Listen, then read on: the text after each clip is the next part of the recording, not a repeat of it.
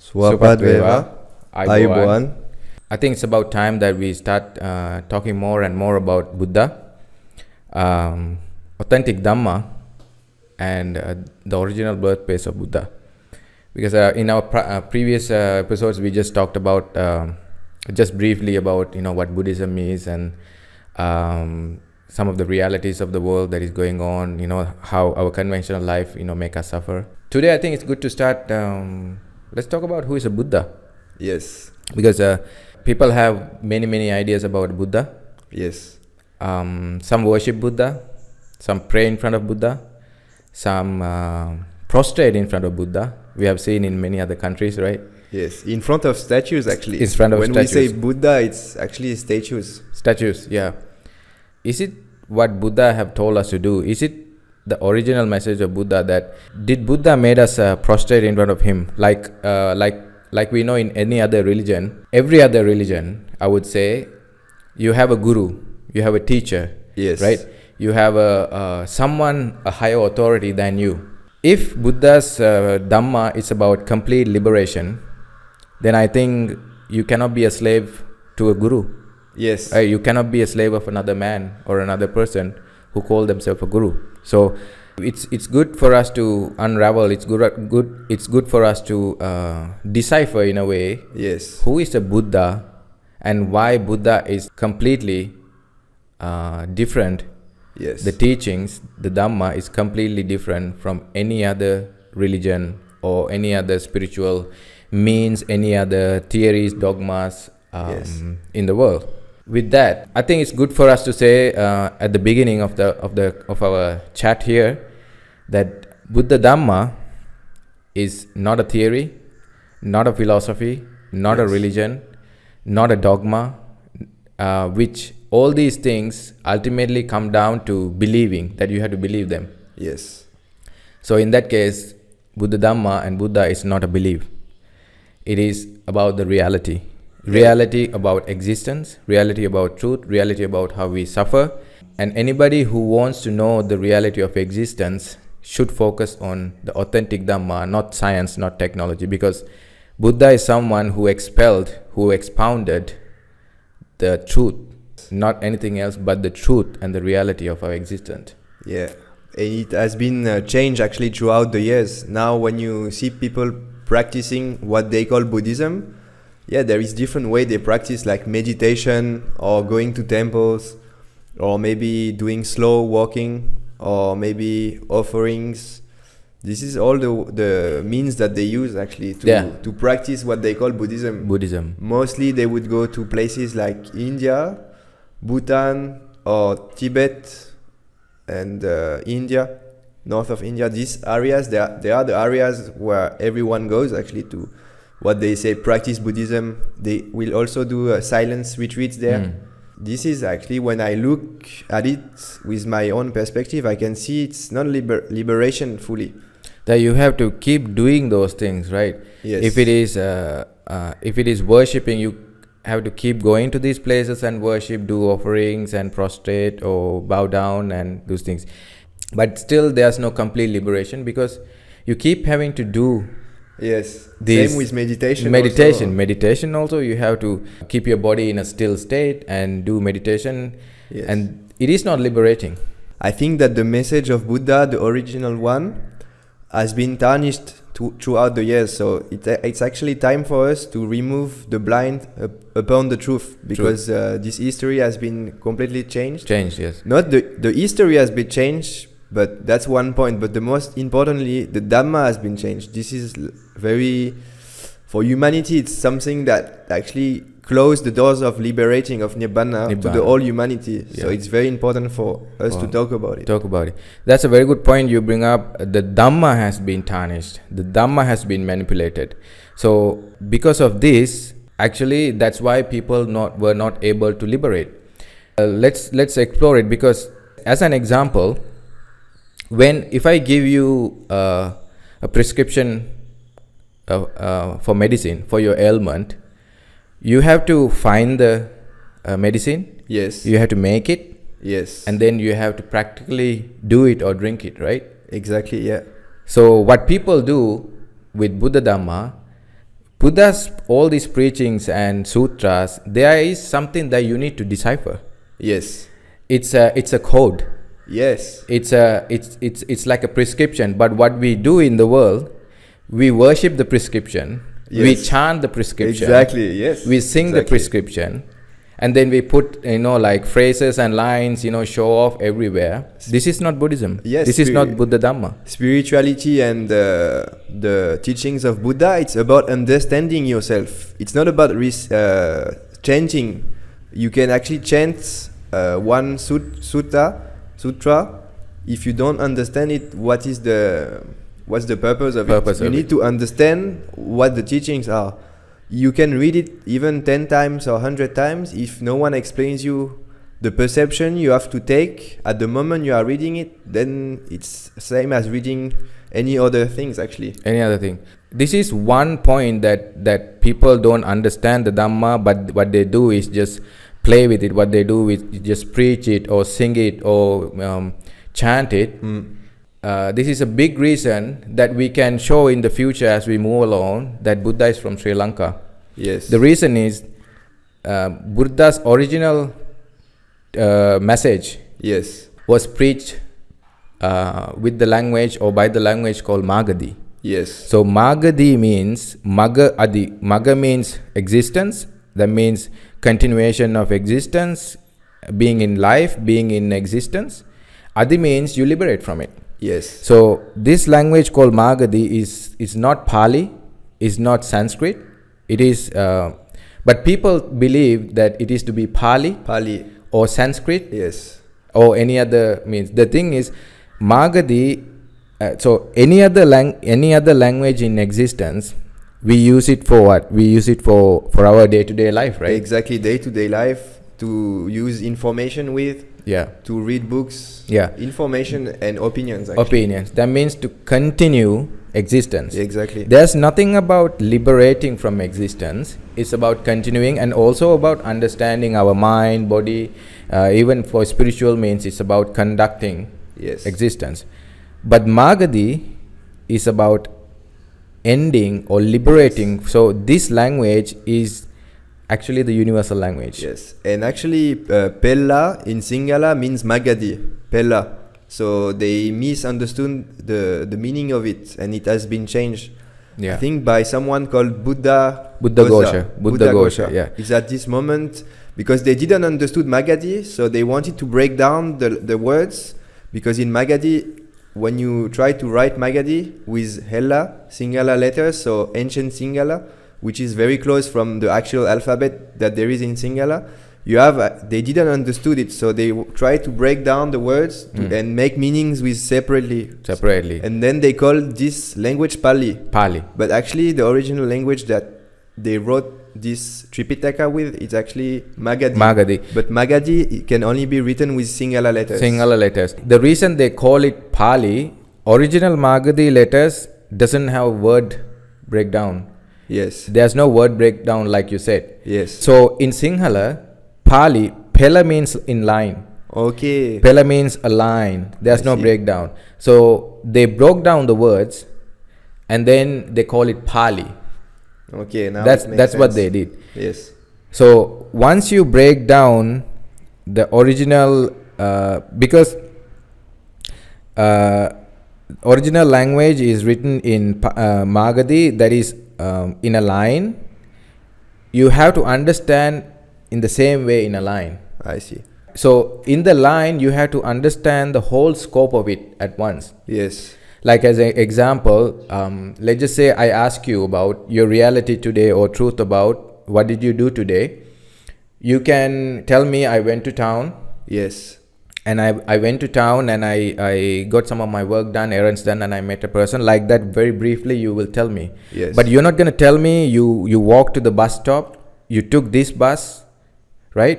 And then you paid the conductor and then you got down at this place. You don't tell that. No. Because when you break down like that, that's going to be it's going to be a huge thing that you can't understand it. The meaning is different. It would change the whole meaning actually. Yeah. Small details will change the whole perspective meaning of it. So then it's not the truth anymore, actually. Yeah. It's a very, I mean, it's for people, it seems to be a small difference, but in the truth itself, it's a huge a whole difference. Between being in existence or not liberating and being able to liberate. So just this small change has made such a huge difference. The small change actually is called dharma vikurti, because the thing is, when you break down these words, the person who reads them, to whichever thing they are attached to, they will take those information and create a meaning out of it. They will try to create a reality out of it. The original message of Buddha can only be understood someone who actually can understand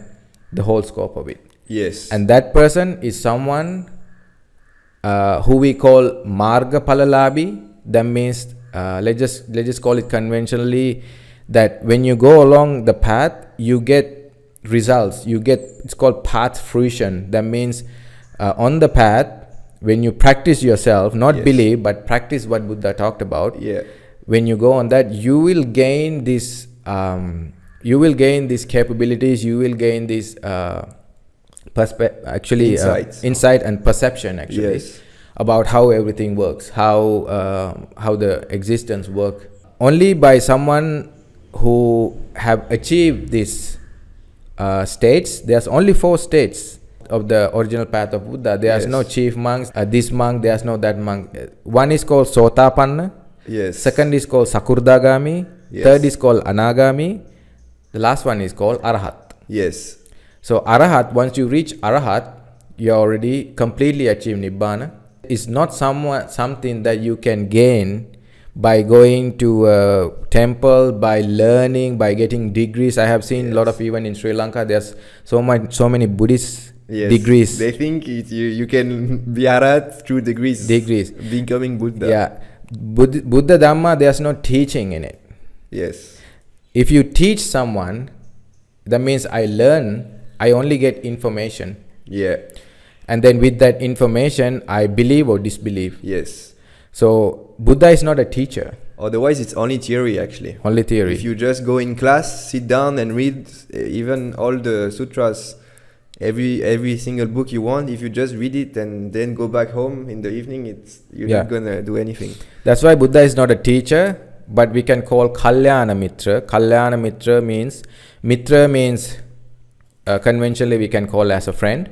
Yes. So when you are a friend, like when we are a friend, I don't try to go above you or you don't try to go above me, but in conventionally we do have our own egos. Yes. Even within friends, we try to, be higher than the other person. That's a reality too. Yeah. For conventional means, we take as we are the same, right? Yes. That's why Buddha is called a Mitra, but this friend is very special.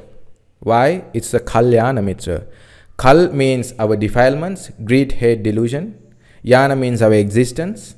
Na means you end it. So this friend is the one who's going to take you into liberation. That means someone who's taking you along the path of complete liberation, which means Nibbana. To come back to the previous discussion, actually, when I was looking for that truth about Buddhism, even I made my research on internet, because I thought, okay, if the Dalai Lama is the ultimate representative of Buddhism, then he has to be a Buddha, actually, or it has to be close. Yeah. So I was searching, how is he like on the path of Dhamma, like how far he is, and actually you can't really find answers on internet. No. They will give answers, but it's not really related to Buddhism. Then, I thought, okay, maybe it doesn't tell about it or anything. Yeah, this is the reason we will have to talk about names, we will have to talk about countries, we will have to talk about mention people, but we have to tell our viewers that this is not about criticizing, this is not about judging anybody, this is not about actually tarnishing anybody's name or country. This is about, to show reality, we have to take whatever it's available right now, right? We can't show the reality about the past, or we can't show the reality about the future right now. We have to show the reality. We can't. So the examples we have to take are from the present. Yes. So other than that, there's no means of harming or tarnishing anybody. But when we show the reality, people will decide, people will understand, and according to that, everybody has their own right to choose any religion, any belief, go through any belief, any dogma. So this Yes. is about whoever wants to go on the path of complete liberation. We are trying to bring you, actually help you to see what is authentic Buddha Dhamma, and Yes. to achieve, how to completely achieve a liberation. Yes. We know that what we are saying will be helpful for you, but if you don't want to listen at it, or if you think what we are saying is wrong, or you have different ideas, this is your own decisions, and we will respect it. We are Yeah. just telling what we have to tell, the truth that we have to say and explain Dhamma, but that's all about your own decision. Decision. Because that is also a reality in authentic Dhamma that even Buddha mentioned. Not many people going to understand this. Yes. An example that Buddha took, he took earth into his palm.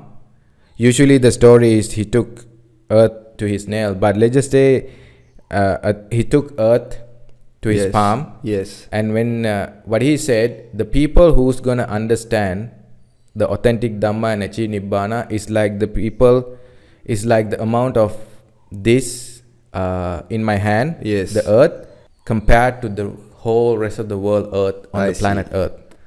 I see. So you see how small it is, how Yeah. little it is. Yes. But the thing is, what he mentioned, everybody has that capability within them. Okay. Everybody has that spark within them, which is called prajna. To see reality, to understand reality, to see the truth and completely liberate from it, one has to ignite this capacity, the knowledge called prajna. Because what we are living with consciousness called vijnana, what we need is prajnana. Vijnana is the one we use. You can become intelligent, you can debate, you can use logic, you Yes. can reason. Yes. We reason to go into existence. The reason we reason about things, even if somebody won't reason what we talk about, if that person's truth about Buddhism is different from ours, automatically what they feel is not liking for us, No. but against They us. will go on opposition. They will not try to understand it. They will directly, because their beliefs are different, so they are trying to prove that their belief is the true beliefs. When we talk about Dhamma, we don't talk it like this. We just give them, we try to show them the perspective, if they can see it or not. If they don't see it, okay, we don't go against them. We Yeah. just say what we have to say, and they will understand it or not. This will be dependent on them.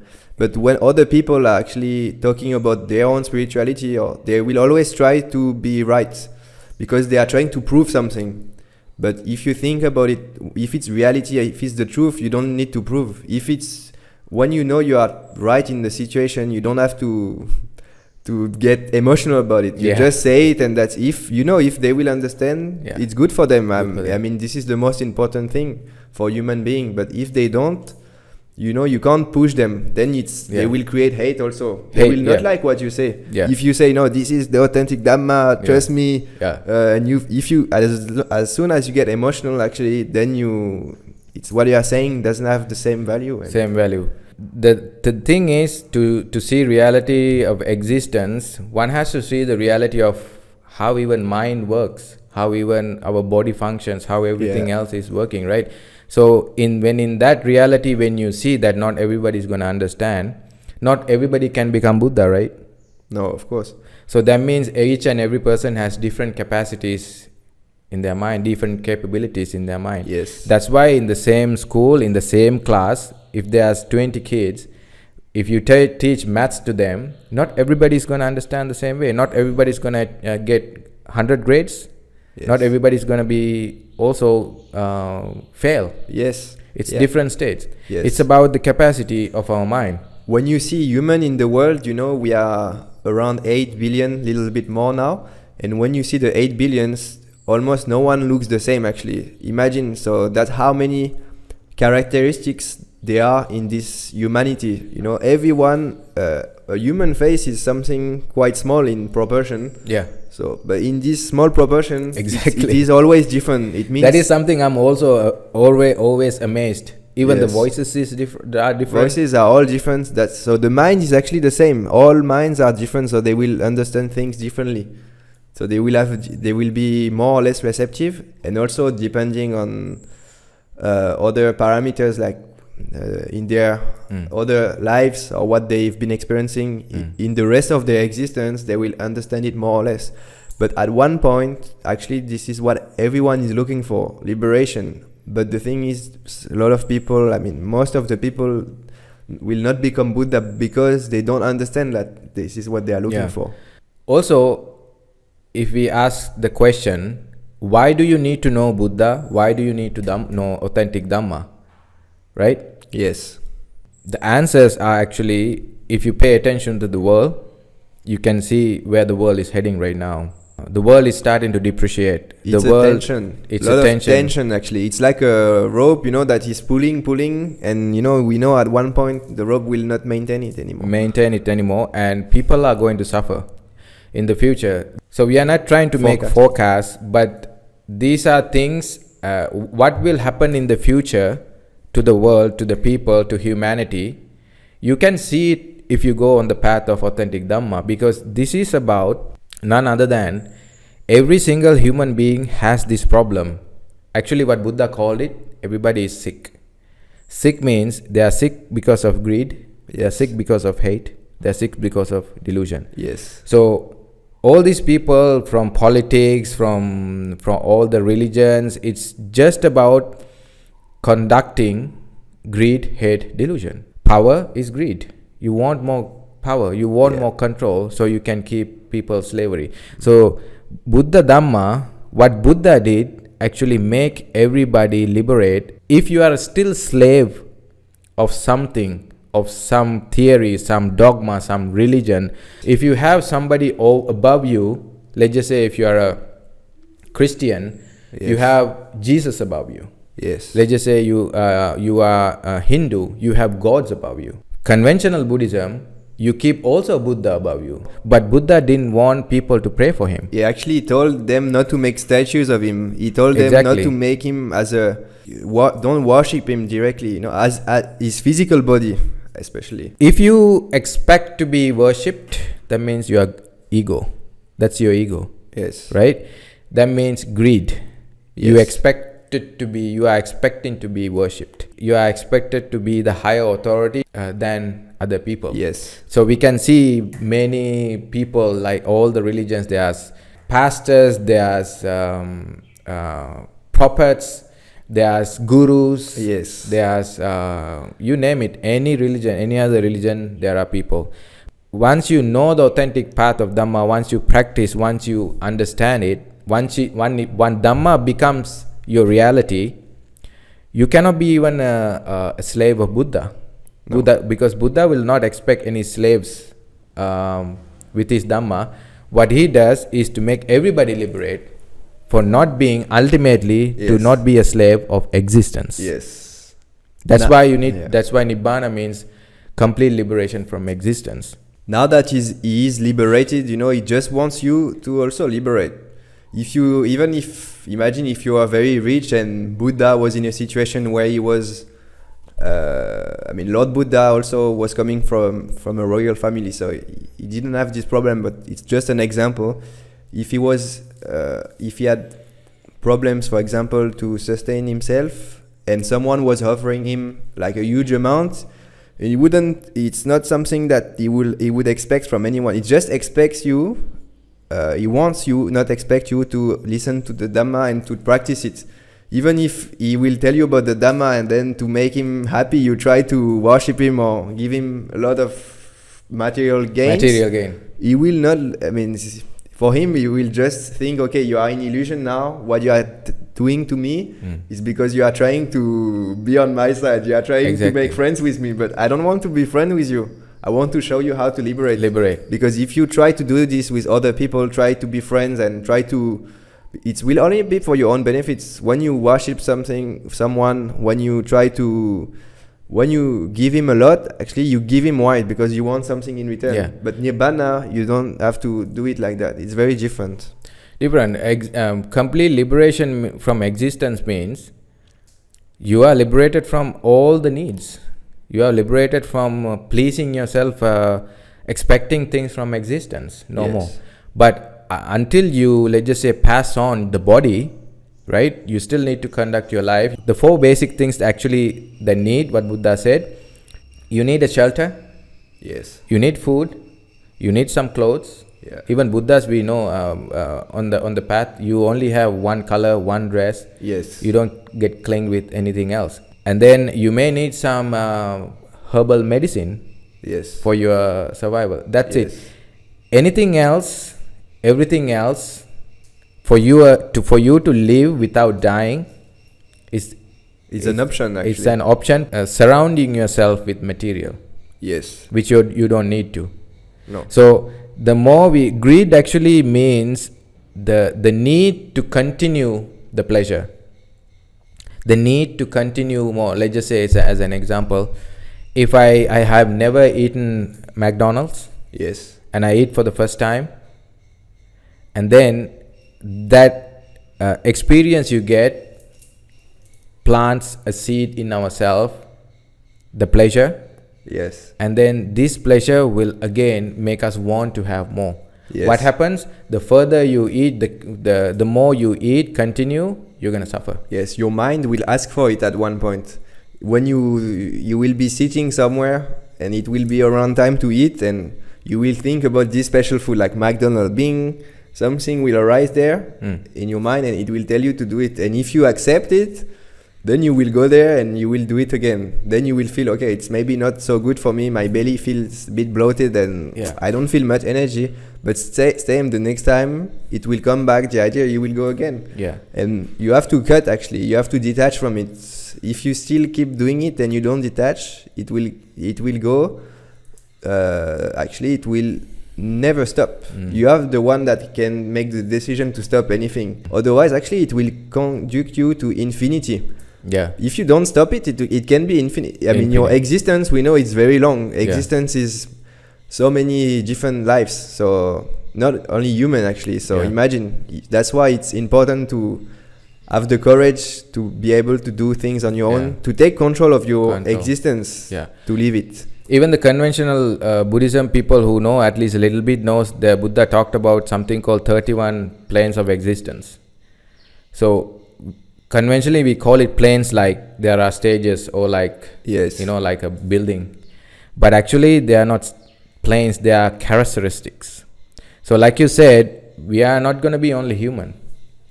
So everything in the universe, if we really focus and really look at it, I have my own characteristic, the way I talk, the way I move, my hands, maybe the way I walk, and also the way I treat somebody, right? Yeah. You have your own characteristic, the way you talk, the way you conduct your life, and the way you walk, everything. Yes. Dog has its own characteristics, right? Yes. Cat has its own characteristics. The snake has its own characteristics. And if you take a tree, has its own characteristics. The rock has its own characteristic. Earth has its own characteristic. And ultimately the sun has its own characteristic. Yes. The moon, the planets. So the whole universe existence is about characteristics. Yes. It's conducting characteristics. So this characteristic mean that there's a tendency to continue, tendency to move on, tendency to be in existence, tendency to continue in existence. Yes. In Dhamma, what we really do, we stop these characteristics because those are the things we suffer. Yes. And the more we the more we continue the characteristic of greed, what happens? It conditions us. Yes. So the characteristic is a condition that we have. It's an attachment. It's an attachment. A condition that we have, what Buddha said, is how we are sick. Because no matter whatever we do, no matter how rich we are, we still suffer, right? Yes. With even having a lot of money, we still suffer. Yeah, it's not finished. You know, when it's very easy actually to see it in the present world. You see the billionaires about 10 years ago, maybe the richest person had like around 80 to 100 million. And now the richest person has 700 millions. Billions, sorry. We are talking billions. So it means it's more than 7 times. But is he really using that money? No. Does he want to stop now? No. Did he say, okay, at 500 actually, or 500 now I stop everything and I go live my life? No. No. They continue, right? They want to continue. So yes, you can see with this example, it's not finished. Nothing is the same if you are conducting, for example, relationships. As long as you see your friends and you are looking for new friends and new people to stay with to make you feel comfortable until actually you die. People are always looking for company. When they feel lonely, they feel something is empty. Because they don't understand that these attachments are the cause of your suffering. As long as you keep having company attachment, and actually as long as you are looking for it, you can have company if it comes to you naturally in your life. But when you are begging for it, asking for it, then you are attached to it, and that's how you suffer. The best example for what you said, Julian, is what is happening in the world right now. Let's just say the US, they still need more land, they still need more oil, they still need more power. Not only US, every single other powerful nation now after more power, more need, more authority, right? More wars, more material gains, more claim on the world. So you see where it is heading right now. You see how delusional humanity is actually. And the most childish thing that we can see, we know hate is not good, we know wars are not good to solve problem, and we think these people are actually intelligent and smart, but they are not. They can't discuss and have compassion and come to an agreement to actually stop the destruction of the world, but they continue to go to destruction, killing people, destroying countries, destroying nature, destroying everything. The thing is, we think humans, when we need something, we are allowed to destroy the nature. We are allowed to kill other animals. We are allowed to do anything what we want. That is why human race is the one that actually create all these causes, even natural disasters. Or 99.9% is caused by humans. We know it's not animals that causing disasters. Do animal pollute? No. Everything they do comes back to nature, which goes back to the cycle of apoteo vayopatavi. And that's it.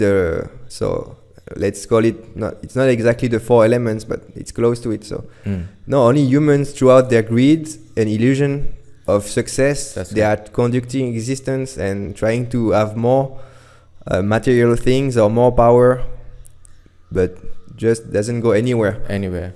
We as human beings, we separate ourselves from religion, from sciences, from education, from countries, from colors, from castes, from creed, from everything, from languages, and whatever we believe, we say this is the way the world should be.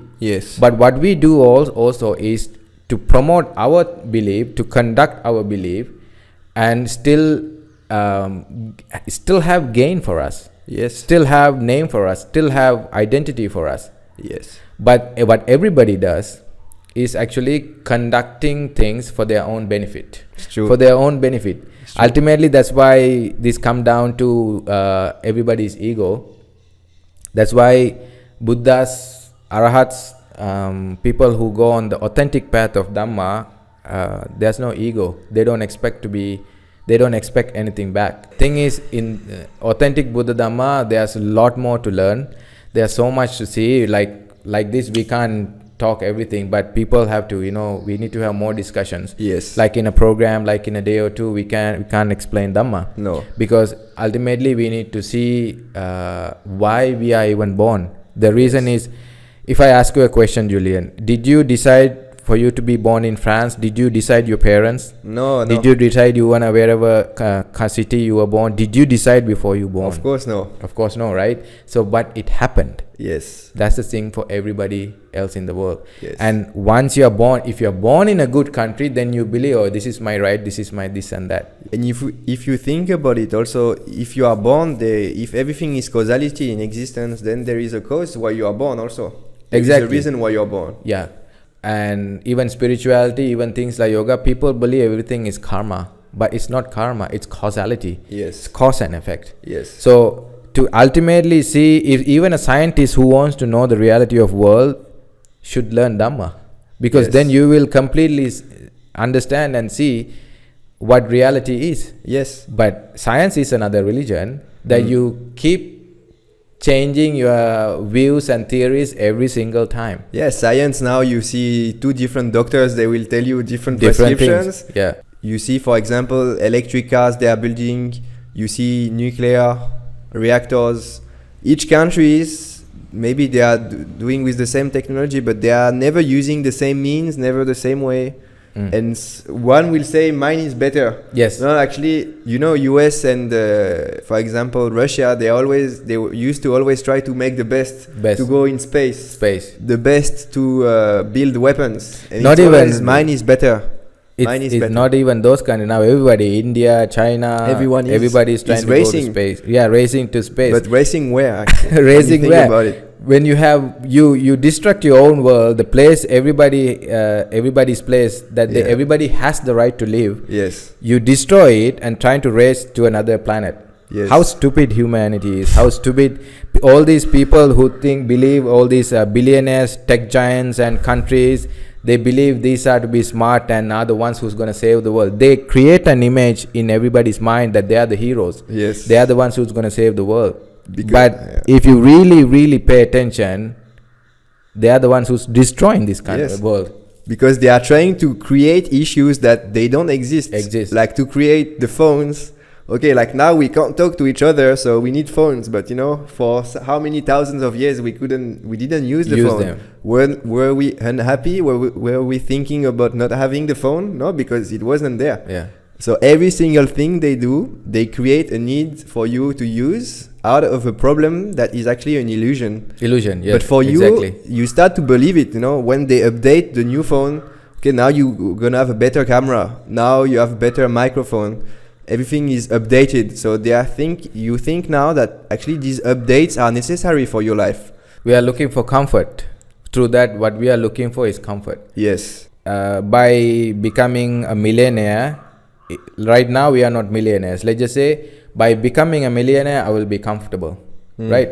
But as you said earlier, you become millionaire, you need to go more, right? Yes. That means you are looking for comfort that you will never meet. No. The comfort you don't have, you are expecting it for tomorrow. Yes. And when you go there, you are expecting again more and more. So this is never-ending existence. Yes, I have. Yeah, even I can tell you example in my own life. I've been dealing with billionaires. I've been working on some yachts in the south of France, and you know, it's some observation I've made. I'm not gonna say any names, of course, or anything. Not to talk about one person in particular. Because this is not about one person or one religion or one theory. Or this is about whole existence we are talking about. But it is a tendency. I could see billionaires. Usually, the richer they were, the less unhappy they were. I could really see it, and maybe the one that has little less, they were generally more, because the one that goes extremely into money, like extreme greed, you can see they want more, but they are very sad inside of themselves because they see now it's not fulfilling anymore, the pleasure. Because pleasures is like this, you know, when you first have your pleasure first time, for example, people who smoke first cigarette they smoke, not say first, but at the beginning of the addiction it feels good, you know. Or when you have comfort, or your new sofa, you just had your new sofa, it feels good. But when you are chasing it as long as you are chasing it for a very long period of time, then it feels bad. The sofa, maybe your back will hurt because you've been sitting there so long. The cigarette will destroy your mouth, and the money will also destroy your mind. Actually, it's the same. It's a good point with what you brought. So when you keep going after it, what it does, it conditions your characteristic. Yes. It conditions your characteristics, then you get more and more attached with it. You get used to it and you need more, actually. You know, once you're already, same with alcoholics, for example. At the beginning you drink like maybe one glass. Yes. But after 1 year you feel like, because you've been drinking every day 1 glass, so you need 2 glasses. Then 3 glasses, 1 bottle. It's the same with all the pleasures. To get the same amount of pleasure and fulfillment within it, then you need to make it, to have more of it. So ultimately, the reason why people suffer is now what they have to do is to continue this. That means routine. Yes. They have to wake up. They have to go do this from the time we wake up. We have to brush our teeth, we have to clean ourselves, we have to put on clothes, we have to eat, keep ourselves. Yes. And then whatever job you do, whatever business you do, so you're gonna have to keep doing it, right? Yeah. So what people don't understand, what they really suffer is actually routine. Yes. That's why to feel peaceful or feel happy, that you change the routine and try to go on a trip. Try to go on a retreat. That's why people go traveling usually. I mean, they could go traveling to see a special place. Okay, I want to go to Sri Lanka, I want to see Lion's Rock, for example. But mainly, when they think, okay, the first idea that goes to your mind once they want to go traveling, okay, I want to change my environment. Exactly. I'm not comfortable here. I've been, anyway, that's the place where I live 300 days of the year, and every day I have to go back for work. I am in this apartment, for example, or place. Yeah. Now you feel, okay, it's enough, you want to go, because you are looking for something more comfortable for your mind, pleasurable. And most of the time, are you really again completely liberated or peaceful at that time? But the thing is, especially when you go to a country that you have never been to, then you have fear. Yes. You don't know whether you can trust the people. Yeah, you don't feel fully comfortable. No, you don't feel fully free, actually. Yeah. You can't trust the people. You can't, even the food. If you're not used to the food, then it's also a fear whether this will make me sick. Yeah. Right? And you will be worried about, are they gonna, cheat me? Are they gonna rip me off, when you spend on something, right? Yes. And only you are liberated once you go to a beautiful place, maybe a mountain. Then, when you don't have anybody around, it's just you maybe, then you will be peaceful. But how short it is, how temporary it is. So that's why Dhamma is the only one that wherever you are in the world, which situation you are in the world, or even there is a war going right in front of you, or two people killing each other, that you won't be affected. Yes. You won't be emotional. You don't have to. You will not. You are liberated. Actually, it is ultimate peace, ultimate bliss within yourself. Within yourself, not in your surroundings. Because so when we are talking about traveling, we never say traveling is bad or good. Actually, we just show you that it is not the end of your suffering. If you go even traveling every single day, it you is are still suffering. conducting it. Yes. Yeah. We are not saying it that you shouldn't go traveling, but we just show you from the perspective of Dhamma what it is actually. Yeah. What you are looking for. Everything else, religion, spiritual means everything. What it does, it try to purify the outside environment. Yeah. Like you said, because of environment, we want to get out of it. That's why you go praying. When you pray for things to be better around you, Around you pray like may my family like heal from this, or may I have more success in my relation, or maybe money wise, you know. Even religious places or spiritual places, you see environment, they have statues, they're trying to make it peaceful as much as possible. Maybe if it is a retreat, you go inside a forest. Yes. So you don't get the disturbance from the other, like the city life or village life. So what you do, actually, you are purifying the outside. Like example, let's just take, for us to do this video, we had to make it a little nicer for people to look at us, right? Like putting plants and this and that. But the thing is, the people need to get the message. So if the surrounding is not good, people might even not watch it. Yeah, exactly. So we need to make minimum effort. Effort for people to take us seriously. Like this is the bare minimum. Otherwise, people will skip the video. If not, we can just keep talking about just to the camera and all that, but people might not be interested in it. Exactly. That's why everything else, you create statues, you create big temples. So you are in awe. Yes. Like big statue or big temple. But ultimately, what Buddha said, just look at the reality as itself. Like just example. Yes. Buddha statue. We go and pray in front of Buddha statue, prostrate in front of Buddha statues, temples, right? But what is there actually? Bricks, sand, cement, paint, made out of material things that we use again to build our houses. Yes. Build our everything in our life, right? Yes. And what we do, what happens when we go in front of pray? There's nothing happening. Yes. We believe there is Buddha, we believe something will happen, we believe something good will come. but we are actually praying. There's no difference than worshipping to your house No. and It's the to a same. statue. Look at animals. If they, for example, if you take a cat, he will go to that temple, look at the statue. For him, it is okay. It's nothing. Nothing is there. Nothing is He there. will not try to get in contact with it or nothing, because it's only in the human mind. Because how we see colors with our eyes, how we can our five sense, how we sense the place, then it gives us emotion. Emotions. We get emotion from what we see, and then the mind is decoding. Okay, like that's a statue. You look at it looks like Buddha, so there is symbols around me. So I am in a temple now. Temple. So actually, it is putting yourself in a place before going there. Automatically. Because we are used to it. Yes, because people have said it's Buddha, so it's Buddha. Or people have said this is Jesus. It's Jesus. You don't try to look for more than that, actually. Any religion, I would say. Let's just say a Buddhist go to a church. Automatically, he is like, okay, this is a spiritual place, so I need to be calm and quiet. Yes. I need to behave myself.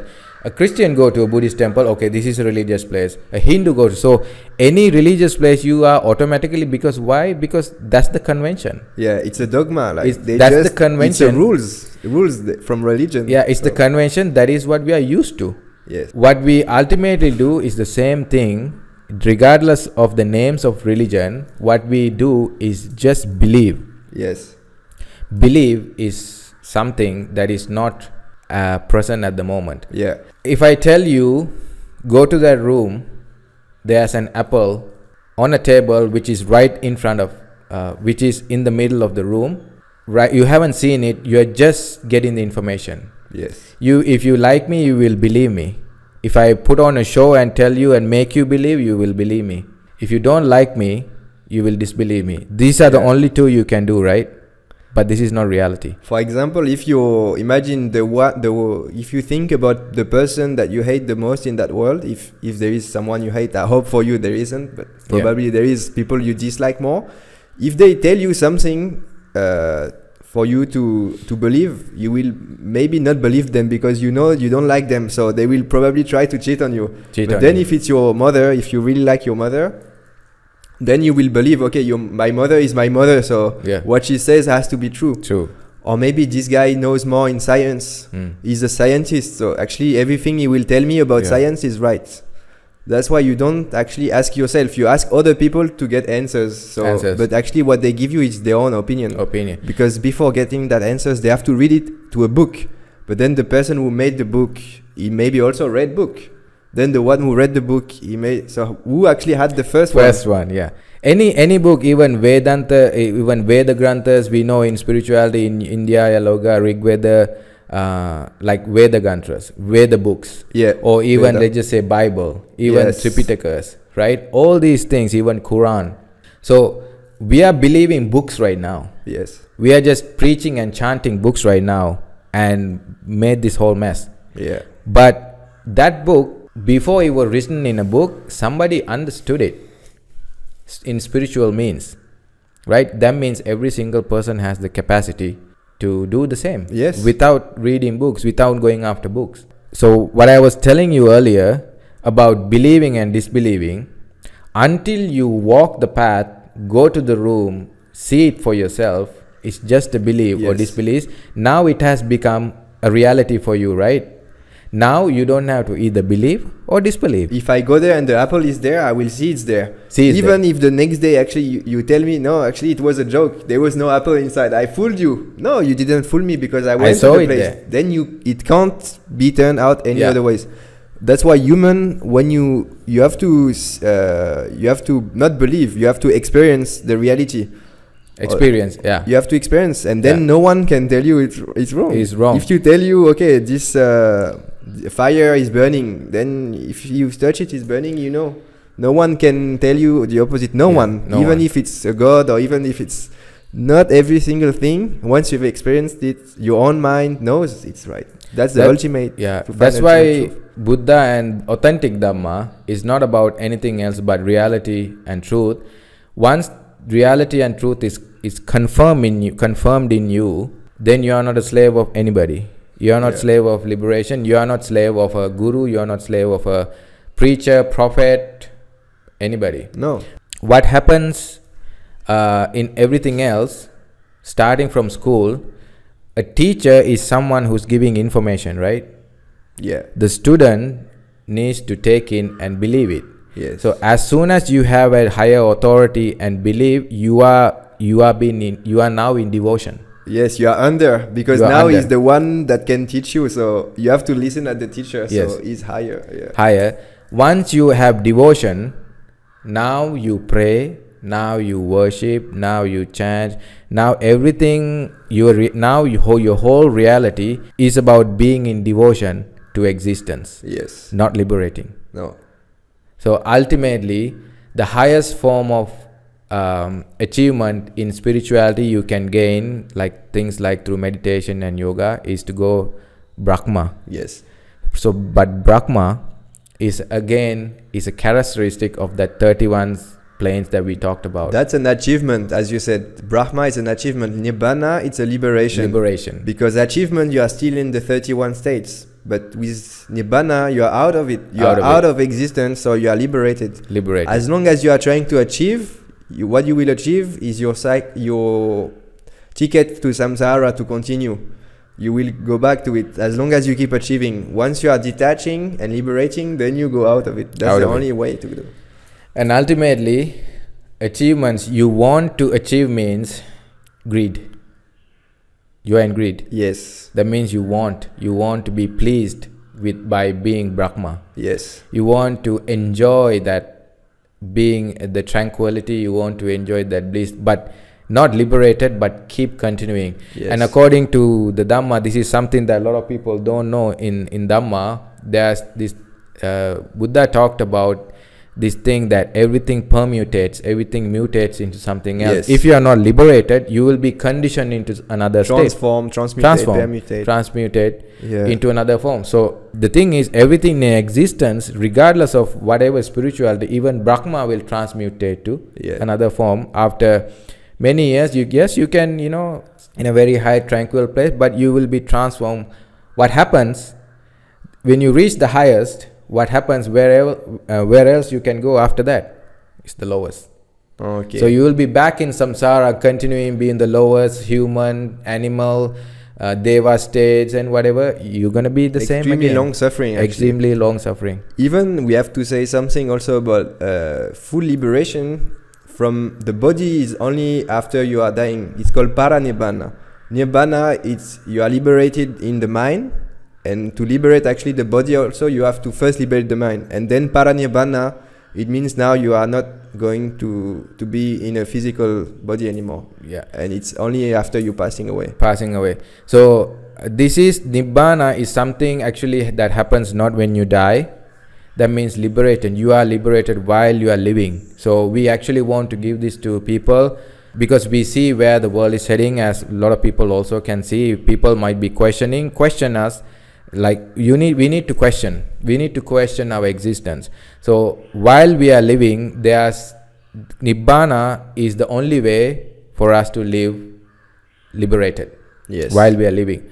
So I think the time is also going I against see now us. It's 1 hour. It's felt already like very short. Very when short, you talk yeah. about Dhamma, but now it's time for us. So to leave we will.